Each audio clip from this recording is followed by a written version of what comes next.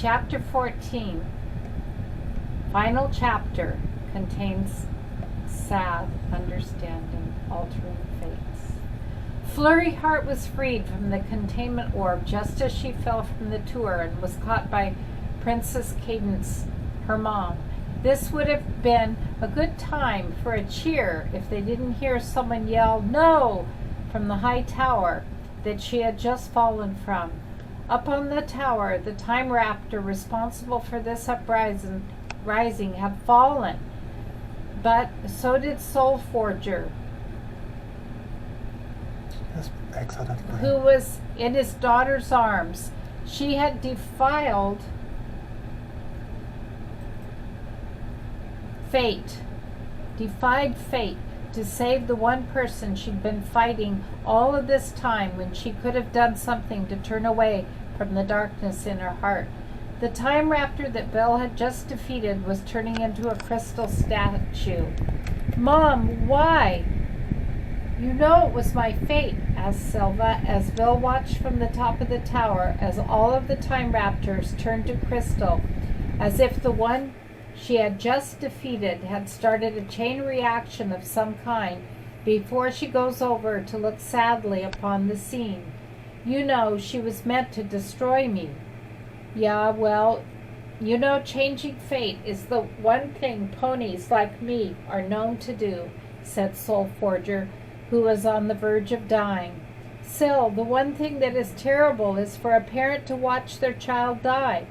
I never meant to hurt you for all that happened, but it's never too late to fix things and set things right. Everyone deserves a second chance, even you."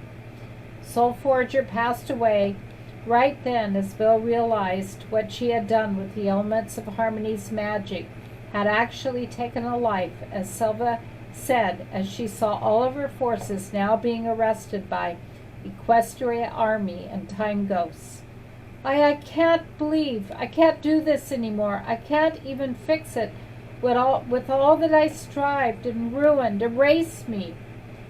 Bill looked away and said in a dead serious tone as she saw someone falling from the sky in a ball of fire, "No." "What do you mean? You have to erase me. You should be wanting to erase me after all I put you and your friends through," said Selfa, who was still holding her mother's body in her hooves. "Yeah, but it isn't the way of the hero. We aren't supposed to kill," said Vel, who saw the ball of fire continue to fall, but still only in her view. "I realized that Fiora Wilder was right. I should have chosen death, but not because of what it would do to Twilight or all of Equestria, but because I could become from using the elements of Harmony's power in this fight. I don't deserve to wield them, and all I wanted was to end this, and look what it brought. You still have a chance for redemption, Selfa, if you turn yourself in. End the madness you created over centuries of work. It's time for us to choose our own paths. But if I'm to become what this world needs, I can't stay with any of them."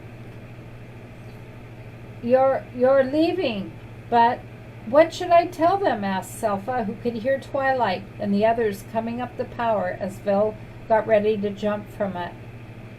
"Tell them the truth.